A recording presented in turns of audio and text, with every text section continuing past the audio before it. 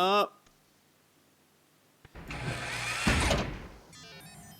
member of our brotherhood sits at these controls every hour of every day, scanning the heavens for God. There he is! No. No, wait. No. How long have you been at it? 700 years.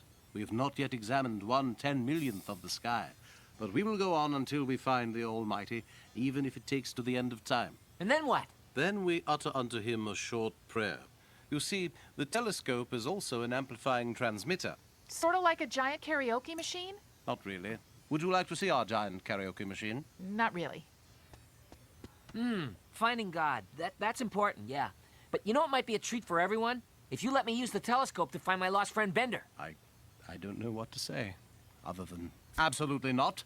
Your loss is a tragedy, but our work is... Come on, you guys have forever to look for God. All I'm asking is one measly lifetime to find my friend.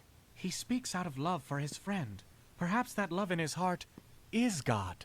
Oh, how convenient. A theory about God that doesn't require looking through a telescope. Get back to work. That telescope is as much mine as any... Okay, so Hare Krishna. Welcome to the Expand the Bliss podcast. I'm your host, Maitreya Rsi Dasa, and I'm here with Bhakta Nejcs Prabhu. Hare Krishna Prabhu, how are you doing? Hare Krishna Prabhu, doing nice. I'm again ready to smash the scientist as many times as it takes. As many times as it takes to get this podcast on the air. Absolutely. If you're not familiar, me and Nace went through this already, actually. This is a bit of a deja vu for us because we already recorded this podcast one time, but there were some technical difficulties which I'm praying to Krishna don't happen again. So, anyway, it's always an evergreen, ever-fresh activity to deconstruct the modern so-called scientists and their bogus theories through the eyes of Krishna consciousness and Srila Prabhupada's teachings. So please join us on this potentially epic journey to smash the scientists. Are you ready, Prabhu, to do it once again? I am ready. Jay. Yes.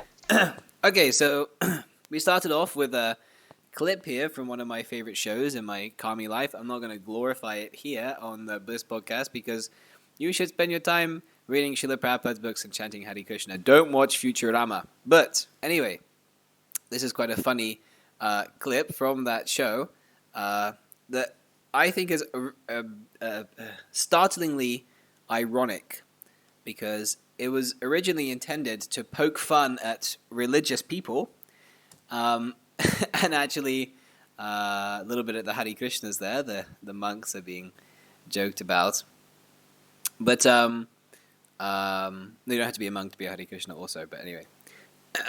So this joke, actually, it can be applied to the scientists.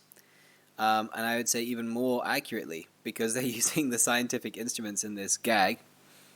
And if you were on our previous podcast, not the one that we tried to record and didn't work, but the one that I actually did upload, called Non-Science, we started deconstructing a video that is trying to analyze the beginning of the universe. What is the beginning of the universe? How big is the universe? And will we ever be able to know or see or research all the ends of the universe? So that video, that pseudo-scientific video, raised many points and questions and stuff like that. So I challenged in the previous podcast, what is actually the method by which people are reaching these so-called conclusions about how the astronomical conclusions, how far stars are away from us, how big stars are, how many stars there are in the universe. So what I did, because this video that we're watching, where is this? I've lost it now. Oh, The video, I can link to you. Okay, I found it. The True Limits of Humanity. So the final border we will never cross. Thank you, Prabhu, but I was able to pull it up by Krishna's mercy.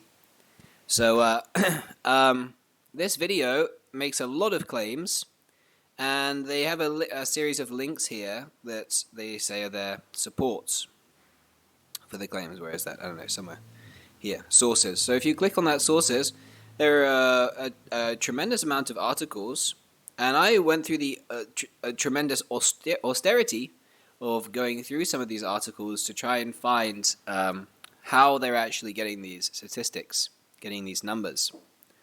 Now, I'm going to show you 3 articles here. This is just a sample.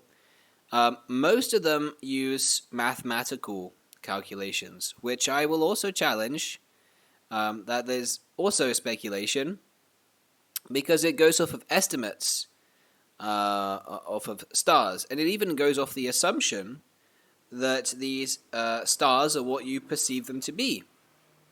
Actually, most of the claims made in these scientific videos, researches, articles, they go directly against the Vedic injunctions, the Vedas, the knowledge that we get from the Vedic scriptures, which is perfect knowledge coming down from Krishna, God himself, the person who made all these astronomical systems, and it's passed down perfectly through chains of disciplic succession. Evam parampara praptam. It's Bhagavad Gita. This is a chain of knowledge that even when that chain is broken, Krishna himself, he sends a representative or he reestablishes it. So it's a perfect system. We covered this topic in many podcasts. You can find a comprehensive study of this descending method of acquiring knowledge in the We Didn't Land on the Moon podcast, the first episode I did.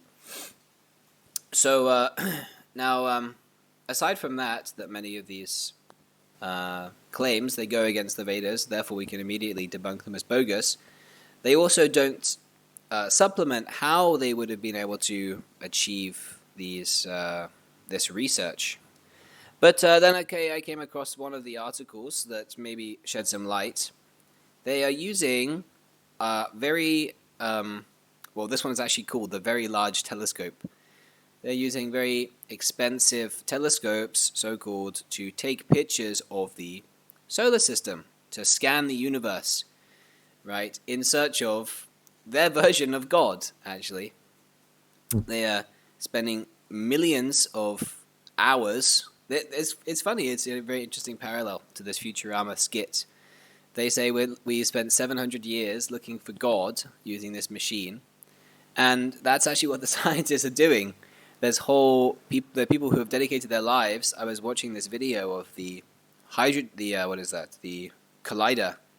atom collider, CERN, in where is that, Peru? That CERN machine. I think it's in Switzerland. Or Switzerland. Sweden. Okay. Or Sweden, something like that. Sweden or Switzerland. Yes.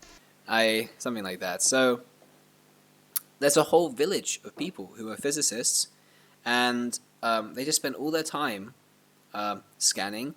That's actually not scanning the universe. That's not a telescope, but it's another thing. That's looking for different molecules. But same kind of thing. There are people who spend their whole time in observatories. There are many observatories across the world. They spend their life looking in the stars for the beginning of the universe, for the age of these stars. So that is their version of God. They're looking for the cause of all causes. That's how we define God. Ishvaraha Parama Krishnaha. And on this topic of the Large Hadron Collider in Switzerland, they actually found some particle. They named it boson particle, Higgs boson. Ah, yeah. But originally they named it God particle, the God particle. Just see. Yeah, but that thing, that name, it caused so much controversy between their lines. Oh, okay. You know, what happened? Well, the scientists, they just didn't like the name God. They were agitated. So then they changed it to Higgs boson. But we can just look at how useless all of their searching is, because this boson that they found, it literally has an existence time of like a fraction of a millisecond. You know, it just exists and then it doesn't the next moment. So what kind of God is that? Just useless. It just shows how all of their efforts have no actual value. the bogason, not boson, bogason. Nice one. Yeah. They actually, it's very interesting that you say like that they were fried when they named it the God particle, because there's kind of an interesting pastime in Srila Prabhupada's Leela. Prabhupada often quotes this in his classes, that at scientific conferences at that time in 70 something, there were scientific, I mean, there all the time there are scientific conferences going on, but I don't know the full story. I presume, one of the scientist disciples of Srila Prabhupada attended one of the conferences, maybe Sarup Damodar or someone like that, and he reported back to Prabhupada that whenever if there's a mention of God at these scientific conferences, they ask the person to leave. He cannot bring up God as a topic of discussion in the scientific conference. So they're so narrow-minded, actually. They claim to be big, open-minded individuals, but actually they're completely narrow-minded and fanatical, dogmatic. So, this is nicely observed. They're getting angry about it being the God particle, but why? I mean, if we define God in that way, there are many ways you can define God, but if we define God as the cause of all causes, then you are also looking for God. Mm-hmm. You might not necessarily agree that God is a person and the supreme controller and so on and so forth, but at least you must admit there's a cause of all causes. So we're actually, we're not looking, we have Krishna, we already have. Yeah. But we're trying to attain the same knowledge. So actually the scientists and devotees of God, of Krishna, or whoever it may be, it is ultimately all the same. We're all after the same goal, to get the conclusive knowledge of the universe. But the scientist method is imperfect method, using imperfect senses, imperfect instruments also, and as you say also, we can see by the results. Palinya parichite, I think that's the Sanskrit. You must see by the result. So we can see by the result, they just come up with a bogason, and it lasts a fraction of a second. Like, what is the use of that knowledge, Yeah. We have the full picture, everything. Who is God? What is his form? How he created the universe, minutely described in Srimad Bhagavatam and other scriptures. So that is actual science, to take it from an authority. Take it from a perfect authority, rather than now spending hundreds of years and billions of dollars to speculate, and ultimately you come up with a bogason as the fruit of your research. Yeah, and they get so puffed up because, as you can read in, I think it's Life Comes from Life, when there was a devotee, he was challenging some rascal scientist, and the scientist was writing back. The conversation was like through like a media, through a newspaper, and the scientist was writing that the scientists are now so advanced that they are producing molecules and like chemicals that even God did not produce. And that's what the guy wrote. Wow. And you can just see how crazy they are. They're completely crazy. Yeah. And all these elements that they produce in their laboratories, in their science labs, they last for a fraction of a second. So, and then they disappear. So what is the use? Just so stupid. They're claiming that they claim that's their God, and they claim that they're even better than God by finding that particle, and that particle lasts for a few seconds, and they also last for very little time. They also born, grow, and then die. Short span of life, nothing really achieved. Yeah. So what kind of God you are, like you said earlier. Yeah, useless. Useless. So this is going on. So anyway, let's deconstruct this these various arguments that they pose. They have they've met my challenge. What is the instrumentation? And let's have a look at the instrumentation, right? Let's just have a quick see. So what we're about to do, just a quick disclaimer, we're about to look at NASA, which, by the way, let's just have a quick look here. Meaning of, look at it, check this out. Meaning of NASA, I have to type with one hand, just a little slow. Meaning of NASA in Hebrew. Mhm. Have you Nice. seen it? Have you seen this, Prabhu? Yeah. Yes. What does it mean, Prabhu? Give us a I little think spoiler. it is. I think it is to deceive, right? I Is have it been not? I have been refused to connect to the website that gives me the definition of NASA's. Oh. Just see how NASA is hacking me. I'm about to expose them. Okay, here we go. NASA. Norso. Okay, to lift, to be carried up. Well, they changed the definition here. Hold on. I saw that it was to deceive. Yeah, to deceive. Here they say it's to lift up. What is this? Yeah. They made it their own. NASA, they hacked the Hebrew language. Yeah.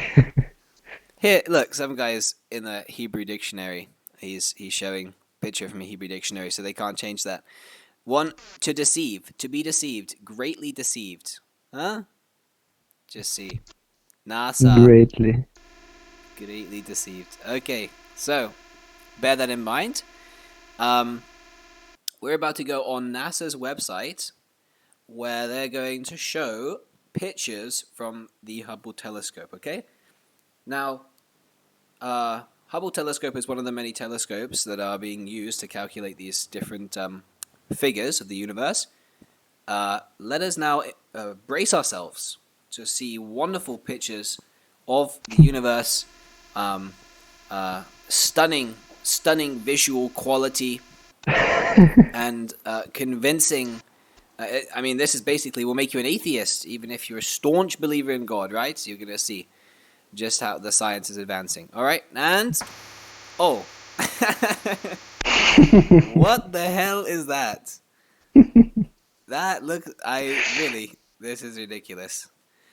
This is like, I probably made things like this on Photoshop, similar. When I was like messing around in Photoshop, I could make stuff like this. What do you Yeah, think, when we Abu? were Does like, this strike yeah. you as a real image? It's electrifying. Like when we were 12, just like playing around with photo filter or MS Paint, just like this basic effects. I like your That's word. Your word amazing. choice. Electrifying. It is electrifyingly bad. Yeah, yeah.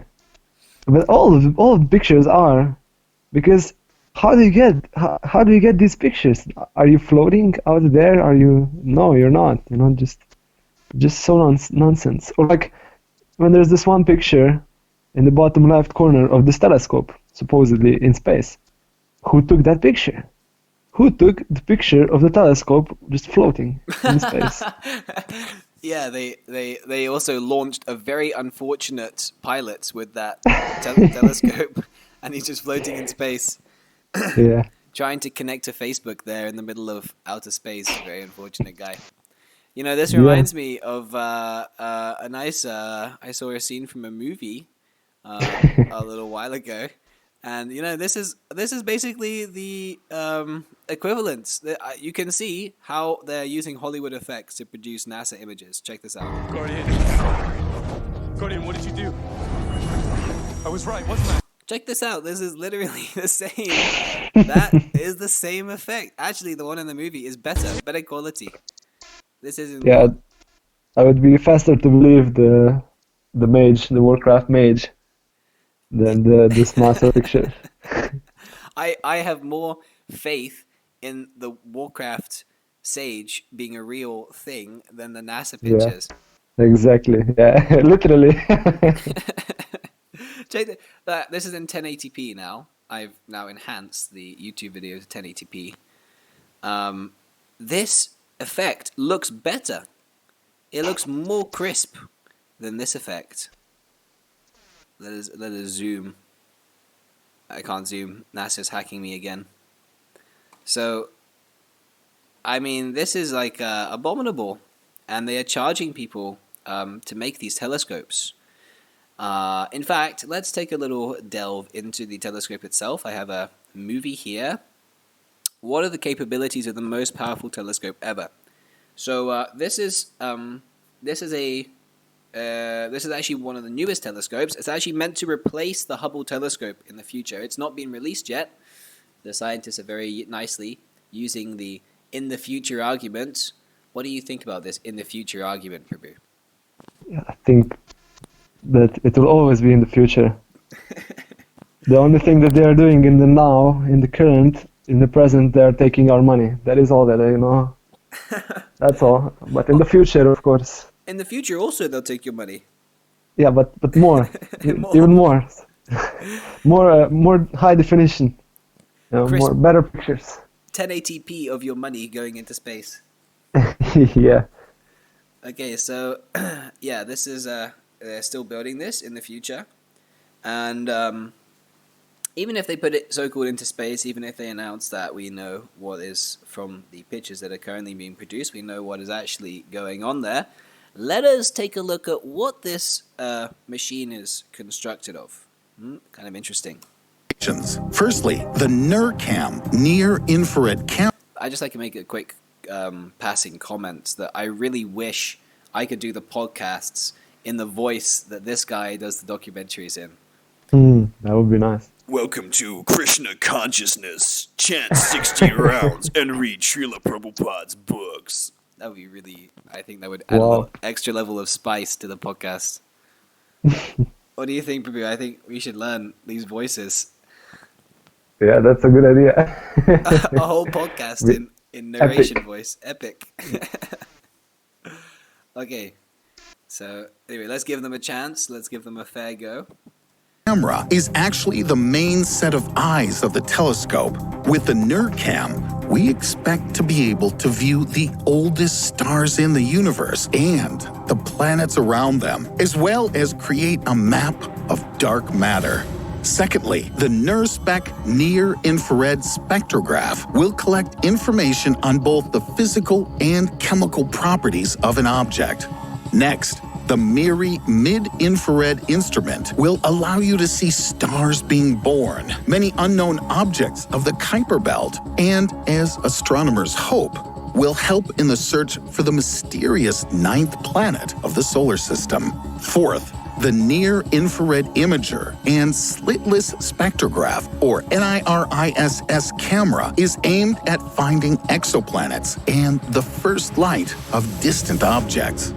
Finally, the FGS, or Fine Guidance Sensor Precision Pointing Sensor, helps accurately point the telescope for higher quality images, updates its position in space 16 times per second, and controls the operation of the steering and main mirrors. They're planning to launch the James Webb with the help of the European... Did I miss that? Did I miss that section? But the first telescope sensor object aimed and slitless spectrograph, or NIRIS, near the Kuiper Belt, allow you to see the collector. What are you looking at? The portion where they mention what it's made out of, the satellites. Maybe I missed it. Am I in the wrong place? I think I'm in the right place.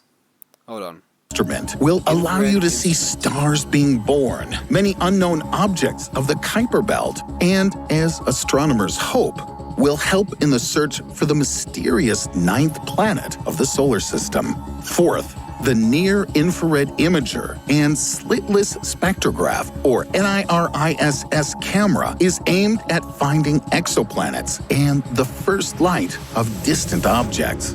Finally, the FGS, or Fine Guidance Sensor Precision Pointing Sensor, helps accurately point the telescope for higher quality images, updates its position in space 16 times per...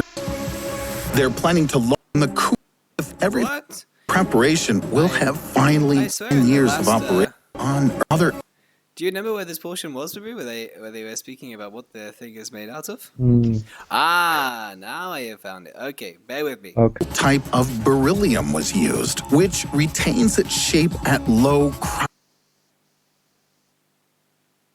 cryogenic temperatures. The front of the mirror is covered with a layer of 48.25 grams or 1.7 ounces of gold. 100 What? It's made of gold? This gigantic plate, this gigantic sensor they're throwing into space is made of pure gold. Prabhu, you're very nice at doing calculations. Maybe you can help us find the current value of gold. Okay. 5 grams or 1.7 ounces of gold. Little Hiranyakashipus, they like the gold.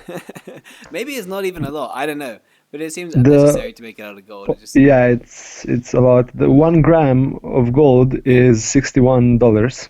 Okay, so 48 grams. 48. It's not so much, but it's quite a lot. That's not too much. That's almost $3,000. That's actually very cheap. Whatever, but the fact they made it out of gold, very, very obnoxious. I'm offended that they made it out of gold anyway, just to spite on us. So they're spending. Well, okay, the gold plate may only be $3,000, but I know because I looked it up. This whole craft as a whole, it costs $10 billion. What? Yes. So if you What? Yes. If you ever had a query, where is my taxpayer money going? Now you know. Are they like eating gold or? Yeah, that's where the rest of the gold went. They didn't tell you. Oh wow, $10 billion. That's insane. We can't even I can't even fathom how much money that is. How much money is being literally wasted down the drain because we are trusting these rascals. Yeah. Yeah. Incredible. People putting their trust in them. And actually this telescope is named after James Webb. Do you know who James Webb is, Prabhu? No, I have no idea.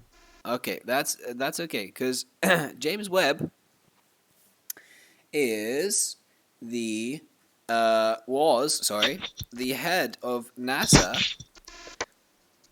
The head of NASA from 1961 to 1969, if I'm not mistaken. Yeah, let's go on Wikipedia. He was director of NASA. Administrator of NASA from 1961 to 1968. Okay, so I was kind of close.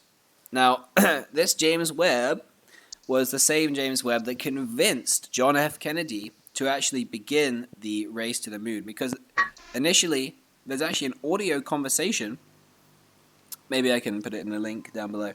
There's an audio conversation with John F. Kennedy where he criticizes the moon landings, that this seems like a tremendous amount of money for something that really doesn't seem very useful. And James Webb convinced him to go on with the moon missions. So even John F. Kennedy understood that this is a total waste of time, even if it was possible to go to the moon, which it's not. So this same cheater, number one, James Webb, who is involved in the faking of the moon landing, he has this big old telescope named after him. So that's a good auspicious beginning for the telescope. Now, okay, hold on. I have so many tabs open. Okay, so that is the most powerful telescope, and that's how they say they're getting these images of space. Now, I don't know, Prabhu, are you familiar with the methodology of how they are getting this knowledge about how far away certain stars are? Not much, but just before I'd like to say, it's they need a big telescope for a big cheater. It goes hand in hand. The telescope must fit the size of the cheating. Exactly. Well, I'm not the question that you asked, how far they're getting the measurements. I'm not really sure. I think it has something to do with how fast the light travels or something. I mean, how far the light travels. But Yeah. ultimately, ultimately they're all doing it just based on calculations, just on Yes. some calculations using some variables that they have come up with, and now they are taking it as fact. Yes. So that's actually precisely correct. There was a scientist, Mr. Kepler. Yeah, Kepler. Kepler. Kepler. Some nonsense. So Kepler. So Mr. Kepler Cheetah, whatever. He. I'm offending the scientific community. So I was watching a video where they were explaining his discovery, and the guy made fun of Mr. Kepler that because these pictures with Kepler, he's holding a pair of sextant. What is that, sextant? Right, that instrument that. What is that, sextant? Hold on. Maybe I'm mistaken. I'm gonna get so criticized for my my misuse of terminology. Sextant. What is that? No, not Sexton. Not this basketball player. I have to look up this image of Kepler. Then you're gonna know what I'm talking about. Someone else can correct me. Kepler. Okay, here he is. Yeah, he's holding this. And anyway, he's holding this instrument. And the guy said he used a pair of chopsticks to figure out the distance of the universe. So it's practically speaking, if he had used a pair of chopsticks, he probably would have gotten a similar calculation, because the whole thing is actually it's based off of a speculation. Now the trigonometry that I know we must calm down from the chopsticks. The chopsticks. Yeah. It's no problem. I also find it highly relishable. This Muta is holding a pair of chopsticks. So the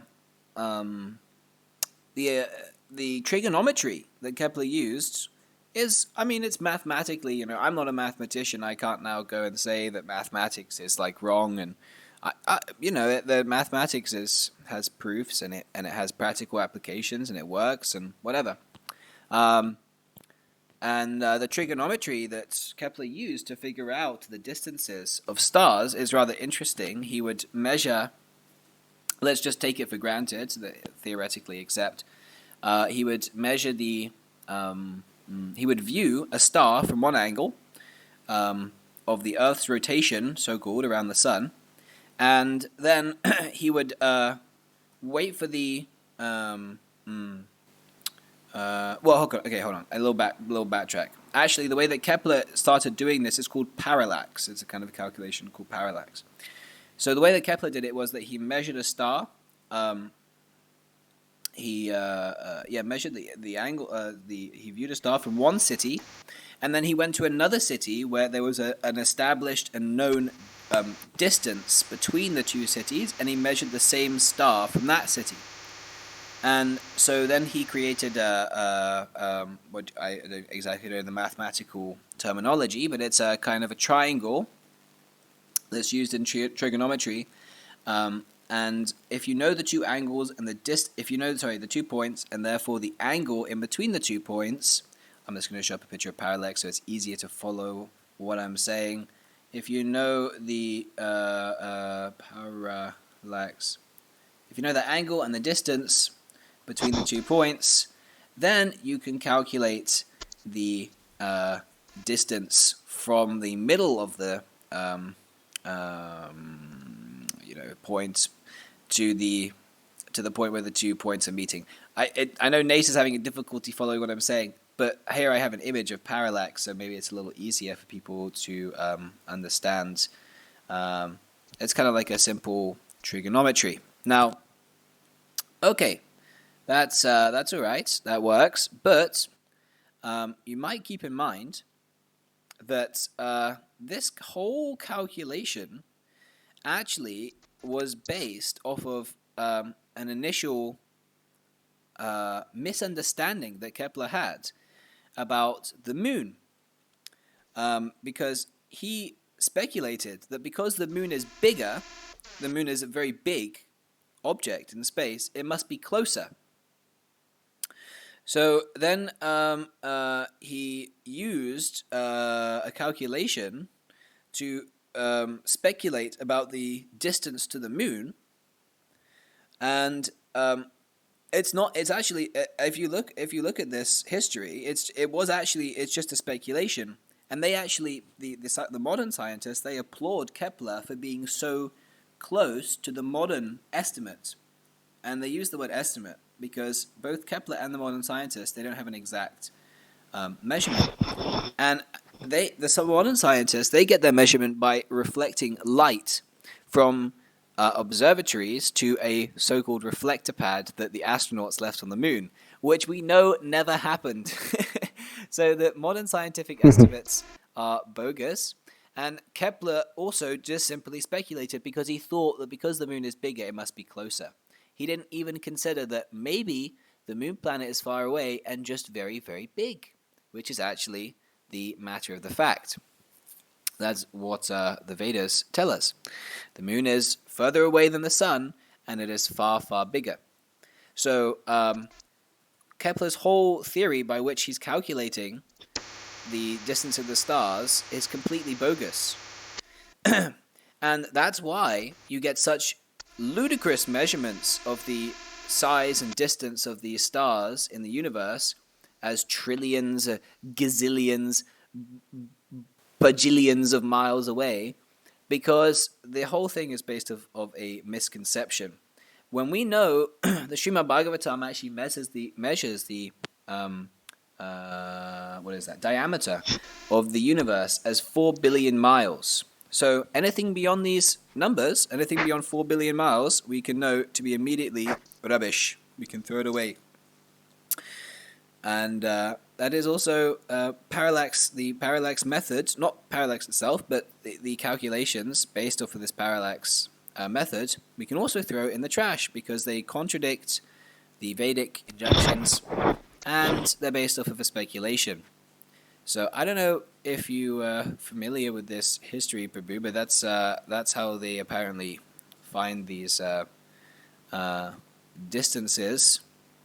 Thank you, Prabhu. That's like really nice because you have just enlightened me on this topic. Because I was also wondering, how are they able to get such big distances? Because we know that the universe is not that big. Right. It's not that big as they're saying.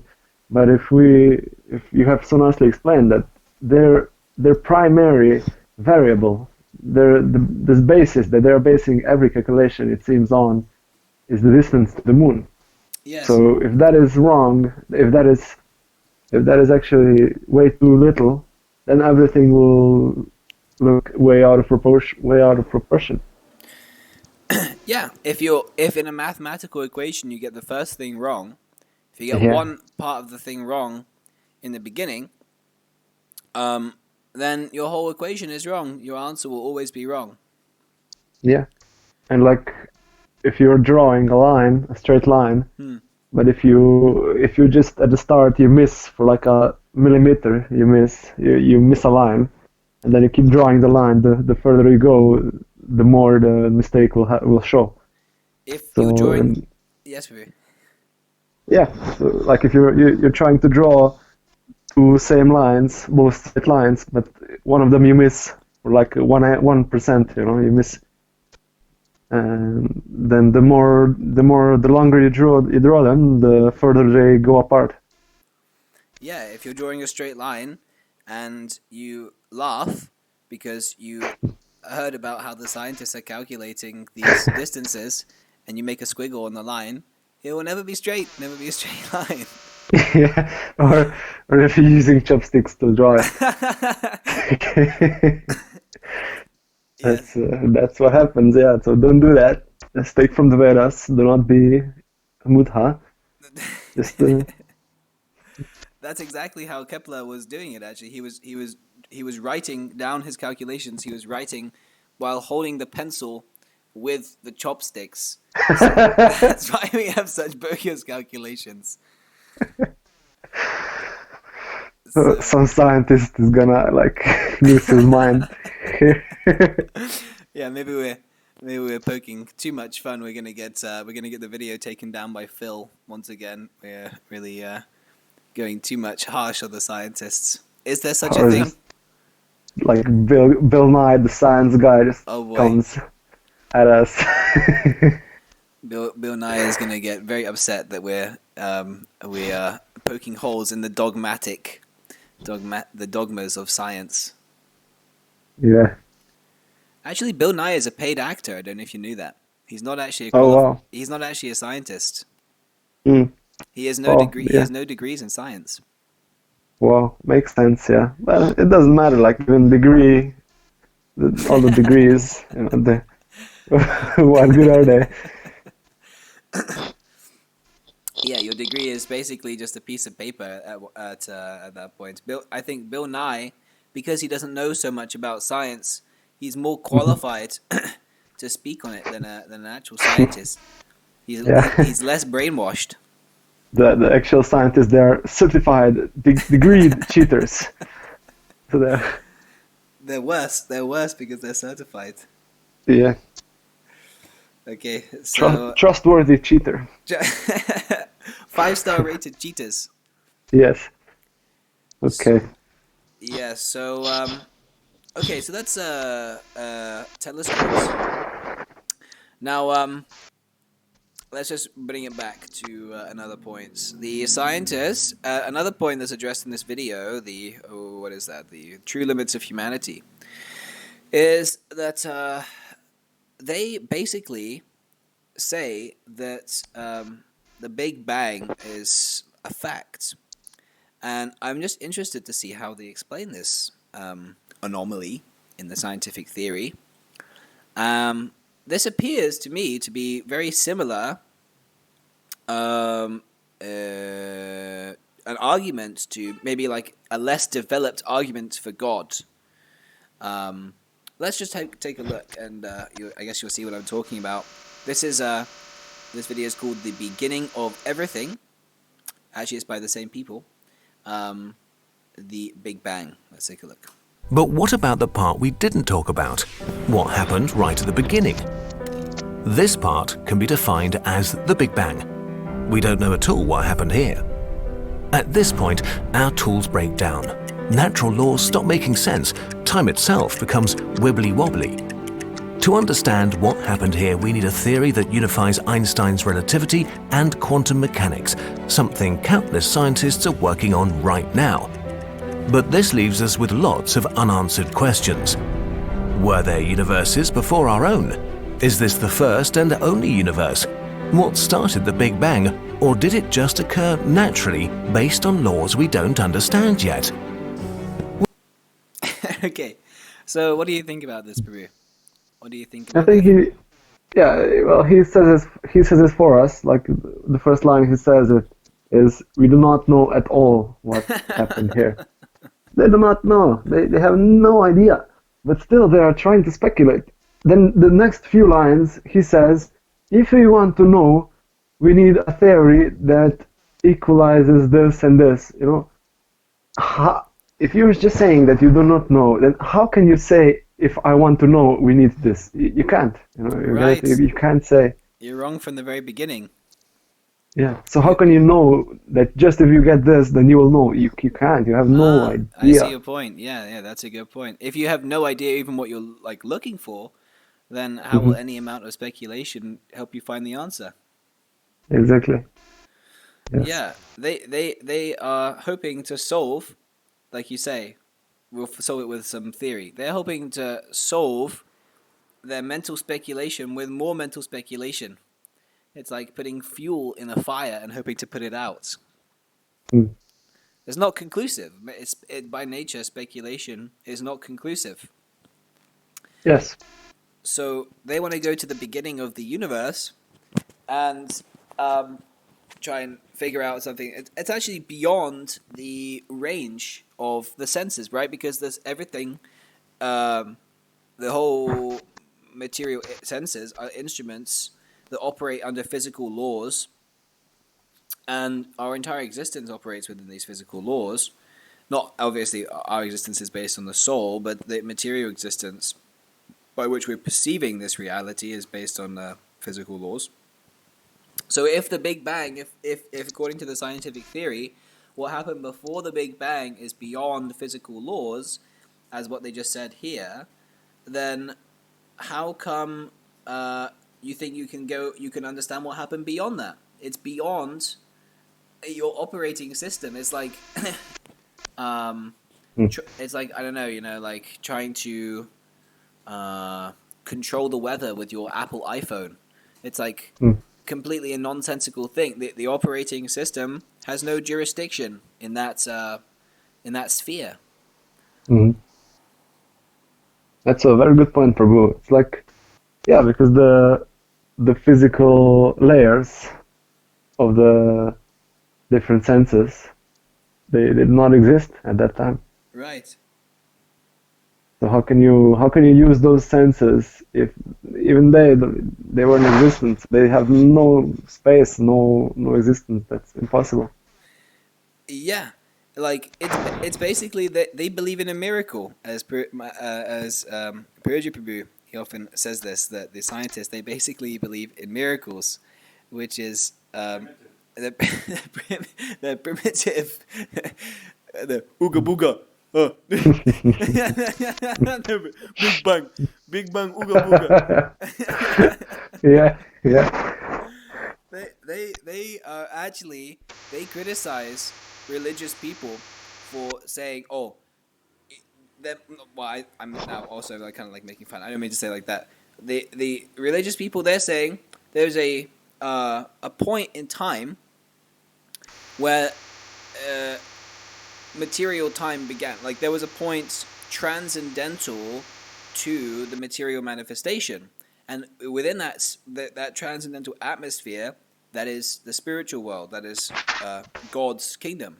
That's where Krishna lives, actually, beyond material space, time, physical laws, etc. And these scientists, they actually said in this video, maybe the Big Bang happened because of some physical laws that existed beyond this universe, and they also say in the same breath that the Big Bang was the beginning of physical laws. So just consider, there were some laws which also indicate the presence of a lawmaker, that's just logic. If there are laws, if something is orchestrated, there's an orchestrator, there's a lawmaker, right? That's a natural conclusion. So if these things exist before the beginning of laws, from, let's even call that an impersonal cause, then where did those laws come from? They're criticizing all their criticisms of religious philosophy. They face the same conundrums, but they just don't have any answers for those conundrums. What happened before the Big Bang? Who made the Big Bang? What are those who put those laws in place?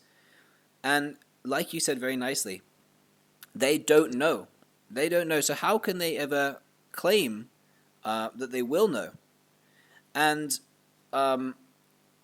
what's more disturbing is that they are claiming that they do know. And if you go on if you just look up Big Bang, let's just do a little experiment. The Big Bang. Let's hear how they educate us on the Big Bang. Click on some random video. Origins of the Universe by National Geographic, right? This is the big magazine. All the commies read this one. The universe is everything. Okay. From the tiniest particles to the largest galaxies to the very existence of space, time, and life. But how did it all begin? The origin of the universe is the origin of everything. Multiple scientific theories, plus creation myths from around the world, have tried to explain its mysterious genesis. However, the most widely accepted explanation is the Big Bang Theory. Okay, this video, I have to give them the credit here. They at least say it's a theory. They say it's the widely accepted theory. They also, of course, make a nonsense. They say religious myths, which is nonsense. How can you say religious myths? They're also dogmatic. But okay, but there are many videos that, for example, even the one that we're watching now, the beginning of everything, the Big Bang. Let's just look at this one. The beginning of everything, the Big Bang. The idea that the universe was suddenly born and is not infinite. Up to the middle of the 20th century, most scientists thought of the universe as infinite and ageless. Until Einstein's theory of relativity gave us a better understanding of gravity, and Edwin Hubble discovered that galaxies are moving apart from one another in a way that fits previous predictions. In 1964, by accident, cosmic background radiation was discovered, a relic of the early universe, which together with other observational evidence made the Big Bang the accepted theory in science. Since then, improved technology like the Hubble telescope has given us a pretty good picture of the Big Bang and the structure of... So, okay, here, they're saying the Big Bang is the beginning of the universe. They're speaking as if it's an accepted reality. And this is, you can find this pattern across pretty much all of these videos. Okay, that last one we watched, they say it's a widely accepted theory. But this is a pattern that you'll find. I don't know, did you come across this, Prabhu? It's like pretty much they say... Absolutely. Yes, absolutely. They will say, oh yeah, it's just a theory, we're open-minded, we are always experimenting.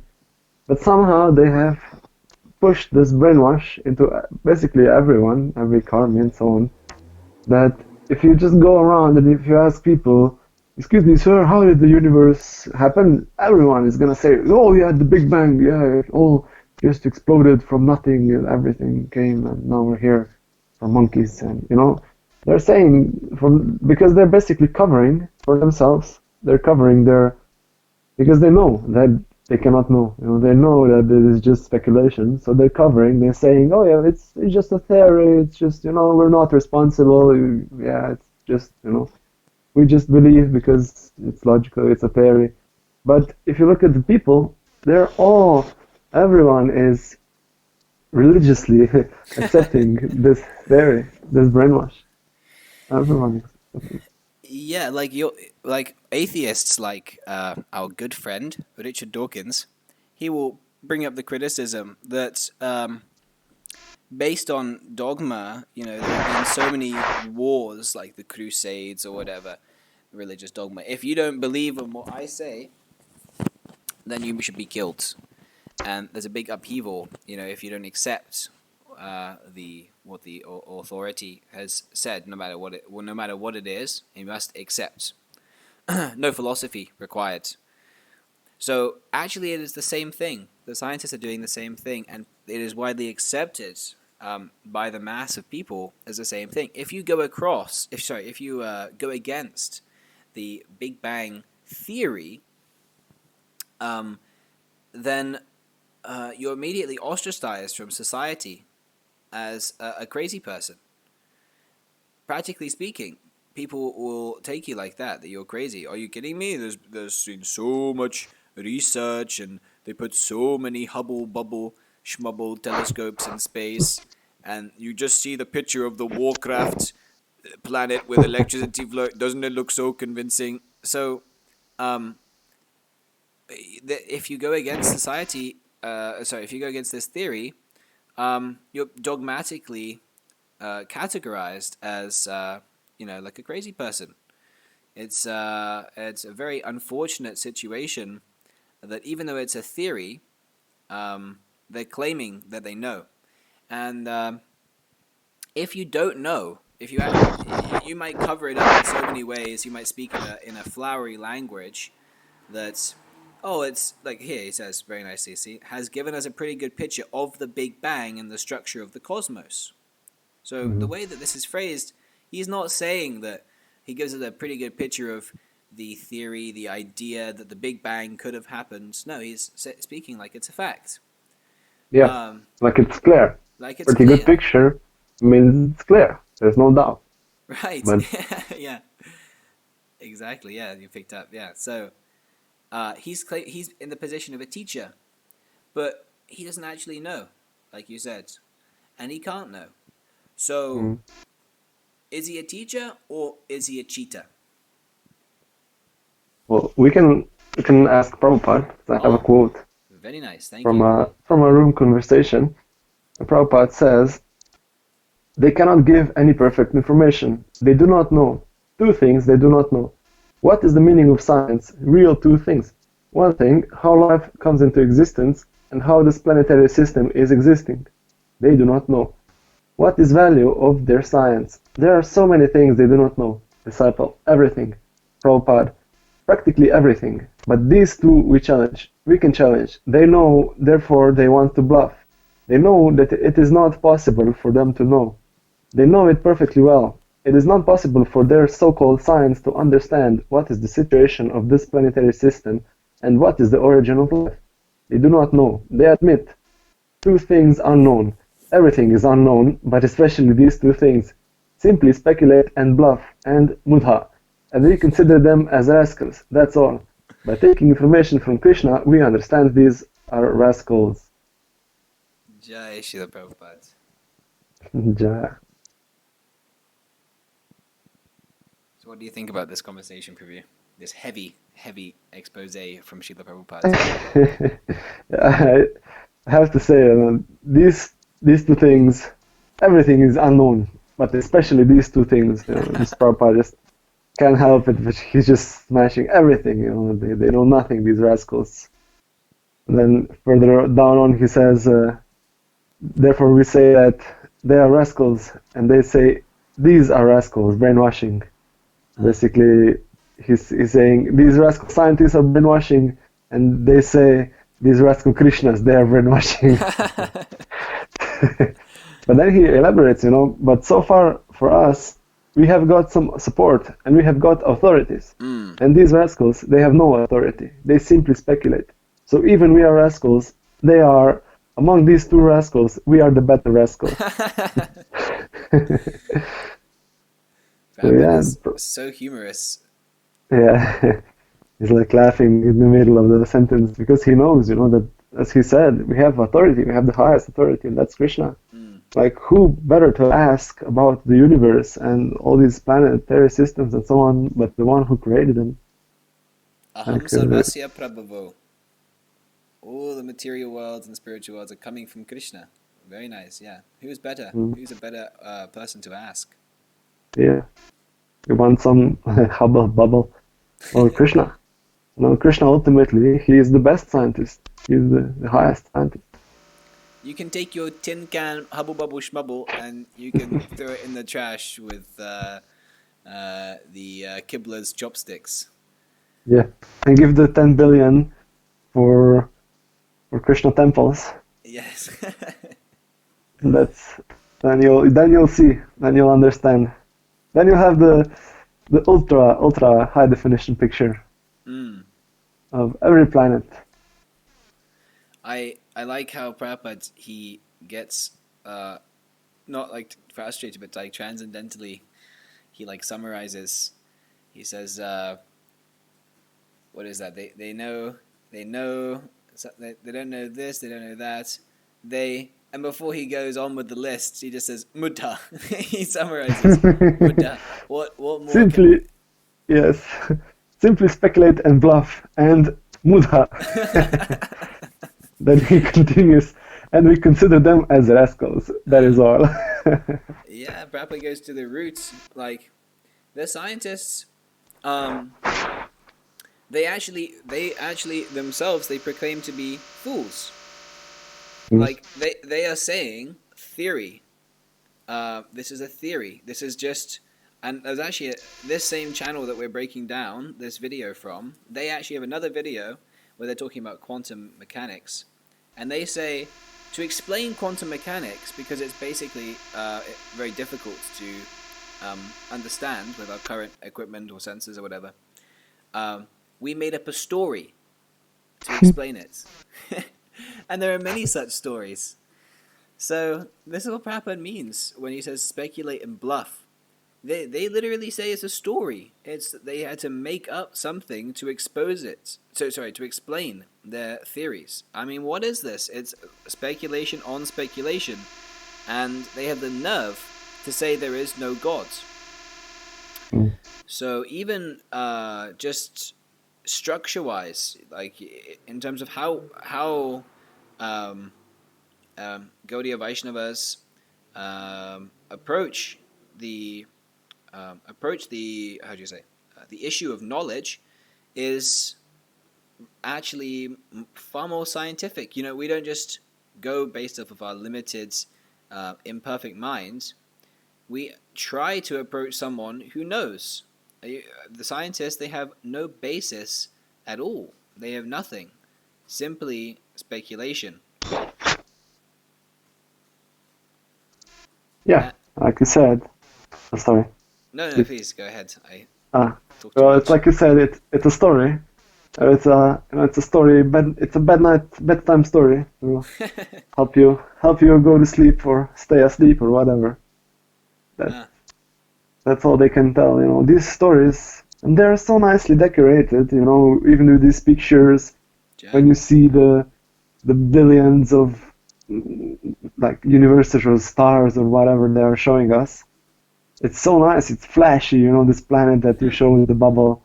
It looks nice. You know, I mean, it's hilarious. But if you were just looking at it, I remember from my Karmi days when I was looking at it, like I was, wow, it's so cool. The universe. I wish I could travel. You know, it looks so cool. Wow, look at this electric ring and so on. It was, oh, look at the pillars of creation, as they call them. You know, everything looked so nice, but this is just simply like bliss. It's not bliss, but it's like it's shimmering. It's like the false shimmering of gold that attracts you. You know, that attracts the crowds. Wow. Gold plating only thin gold plating. Yeah, but on the inside it's like poison. They're gonna suck your money, and basically not just that. This that they are stealing money is, of course, it's a problem, but the bigger problem is that they are putting so many people, basically the whole world, they're putting them into this illusion that they are stuck here on Earth, and when they die and there is nothing, and that you can't explore the universe, and that you're basically stuck there, which everyone can see. Like, simply if you read any comments under these videos that are saying about the Big Bang, or saying, like this video is a good example, the true limits of humanity. If you read the comments, like so many comments are saying, wow, this video caused an existential crisis within me, and so on. Basically, they're just causing an anxiety, just nothing else. Yeah. They're just putting people in distress. Because they're putting them into a position like, look at how the universe is big and how you're so small, and if you want anything, you need us. Basically, that's what they're doing. You know, they're faking their authority. And that's the biggest. For this, they are the biggest rascal. Right. Yeah, I mean, that was a very nice point. I like what you said. They're giving a shimmering vision of they're painting like this nice picture of reality and dressing things up in all these flashy images. It's very nicely expressed, and it's kind of interesting because when we first recorded this podcast, about what I'm about to bring up, we discussed in the beginning, and now it's kind of like flipped, sandwiched the whole thing. But what they do is they impress this on the children, which, you know, you also mentioned there that when you were a boy, I remember the same thing. You know, I would be looking at these NASA images, and I didn't think twice. You know, I was just like, oh, okay, you know, it comes from the scientists, so very nice. And when you're a child, you're basically an idiot. So if they impress it on you when you're very young, you begin to accept these things. Practically speaking, blindly. They impress us on the children from a young age, dogmatically, and they actually, in most school systems now, they made all the schools completely secular. You know, there was a time when the schools were not secular. At least some schools were not secular, but now It is a standard to make all schools secular, as Srila Prabhupada says. So they do the same thing. They just flip it with science. They don't teach you about God. They don't teach you about metaphysical concepts, but they do teach you about their so-called physical science concepts. And they say that this is the fact, even though it's a theory. And children accept it, and their whole life is basically condemned. They're conditioned to think, oh, we must see everything. Everything must be proven by the scientific method. And then when we try to preach to them about Krishna consciousness, they say, oh, I must see God. Show me God. If I can't see God, then I don't accept. Oh, I have to accept some religion. Religion is condemned. Oh, I don't want to practice. There's God. Even if you just say the word God, they become agitated because, like I said before, the scientific community, they immediately reject any kind of notion of or any explanation which is like a God-conscious explanation, fanatically. Yeah. So it's a tremendous, like you say, it's a tremendous poison. It's kind of like ironic because they're trying to, by rejecting any mention of God, they're trying to avoid this fanaticism. But in this doing, they have actually become fanatic themselves. Yeah, they've actually become bigger fanatics. Yeah. Less rational. Yeah, because exactly. They're trying to prevent this irrational blind faith. They're trying to prevent, but right in this act, they have actually caused blind faith. They're useless science. Yeah, like we say, we actually have the answer. Or we or anyone who's following any kind of religious scripture, we say God. We say Krishna. We have maybe more elaborate, but at least the idea is there. God is the beginning. We have a reasonable explanation. God is a person. When he desired. Well, actually, we of course, if you want to go into the Krishna conscious philosophy, it's actually when the living entity desires, the material world is created. But ultimately, it's by the will of Krishna that everything is created. So, by Krishna's inconceivable energies, he creates the material universe, just like how you create the computer or the phone that you're watching this on now. If you're hearing the podcast and whatever program, TV or whatever, let's say you're you can't make a laptop, okay? But someone with a more advanced brain than you, he can make a laptop, right? And someone with a more advanced brain than that guy, he can make a supercomputer, like they have now in China. Purja Prabhu was just showing me a video. They made an AI that made a song, a Nirvana song. Wow. So the AI he like read all the Nirvana songs and he was able to automatically generate a song. So they have some computers that are like these very high class computers, whatever. And now you think the most high class computer, or from which all these computers are able to come out because of the physical laws that govern them, endless complexity and such an expanse, the whole universe itself, you think that doesn't have a bigger brain? What a nonsense, what a completely nonsense theory. Yeah, there's always a creator. There's always a creator. Nothing comes about by chance. Do you think this laptop that you're watching this on and now it just came about by chance? If I tell you, you're watching YouTube and the video and all the technology we're recording on right now and Skype that we're talking through, that just came about by chance. Is it very reasonable? They say mutation. What's that, sorry? They say mutation. It happened by mutation. Yeah, your brain is mutated.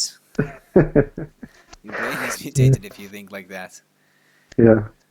So, this is like this is basically crazy talk.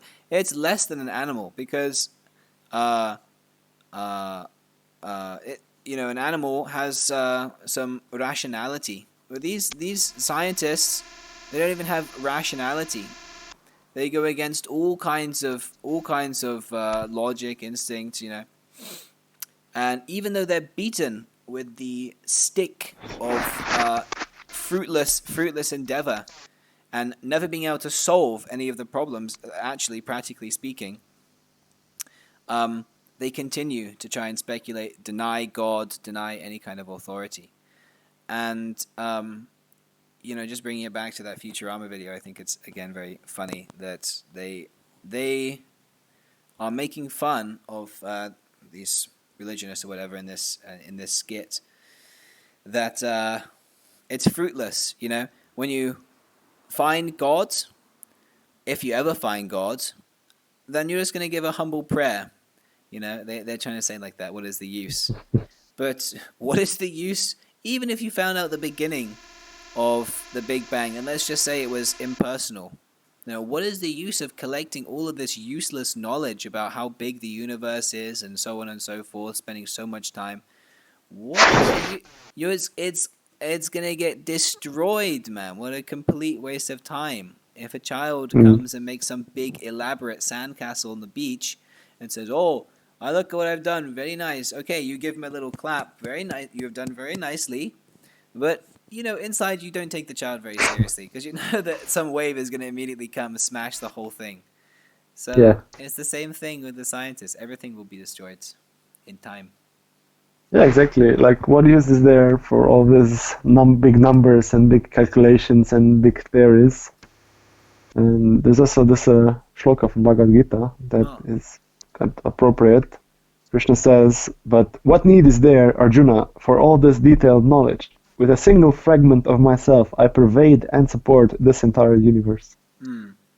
Just with a single fragment. It's just like, so Krishna not even bothered by all these, and all of these scientists that are so hardly taxing their brain, like so puffed up, thinking, "Oh, we are so good, like look at us, we're driving deep into the very fabric of the cosmos, and we are discovering these essential, laws of nature, and we are actually transcending them," and so on. They think like this, that they are making some breakthrough recovery, and Krishna just says, "Oh, now it's time to finish this universe." Okay, just like he even doesn't even think about it, and it's already it's finished. Yeah, very nice. Thank you for pulling out that shloka. That's wonderful. That's a very nice summary. Krishna says, what is the use of all this knowledge? You just know, if you know God, then automatically you know everything else immediately. Just surrender. Krishna is giving all the knowledge very nicely in Bhagavad Gita. And the goal of the scientist can be achieved. He can get all this knowledge about the universal structure, so on and so forth.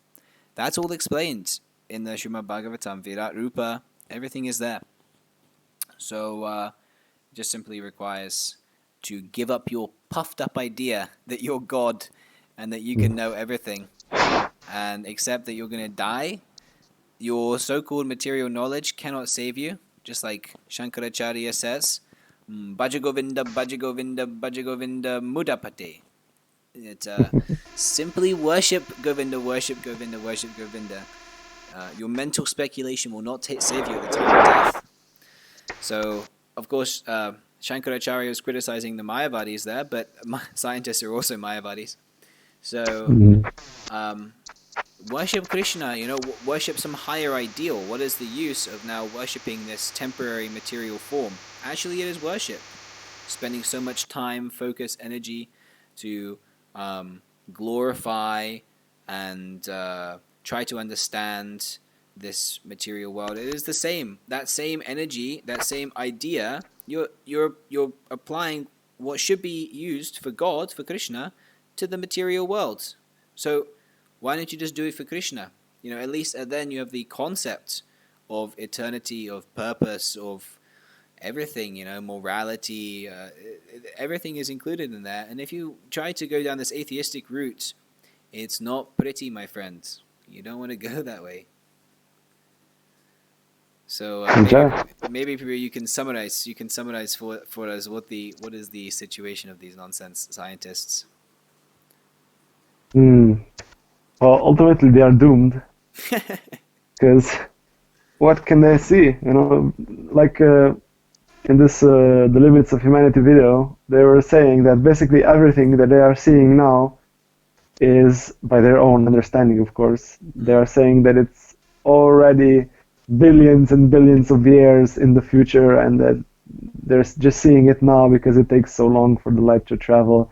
So ultimately, we will never be able to even catch up to those stars, or even more, or even worse, they are saying that all this that they are seeing now is basically already dead because the stars and the suns, they already expired. So even in their own sense, they are like hopeless. They're doomed. So there's no help for them. All that they can do is, like you nicely said, they have to accept Krishna as the supreme authority. Jai. So in that sense, like, it would be so nice if they finally get this James Webb's whatever telescope. Like, they get it operational, and the first picture, they point it and to a distant like star or planet or something, and they just see like a Bhagavad Gita floating. They have a Bhagavad Gita coming, and Nace Babu is asking, and please give a little donation. Take this Bhagavad Gita. Jai. Okay. All right, so thank you very much for listening to the Bliss podcast. It was a pleasure to destroy the scientists. Thank you, Nace Prabhu, for joining me. Thank you, Prabhu, for having me here. Yes, it was a great pleasure. So if you like the video, please like it, or even dislike it. Don't dislike it if you didn't like it, but somehow or other interact with the video. Subscribe, share it, and also leave a comment. Let me know what you thought. If you disagree, that is totally welcome. You can challenge us. We find it rather pleasurable, actually, if you gave us a challenge. Yes, please join us on the next episode of the Bliss podcast, where we'll, I don't know, I guess you'll find out when it comes out. Hare Krishna, all glories to Srila Prabhupada. All glories. Hare Krishna.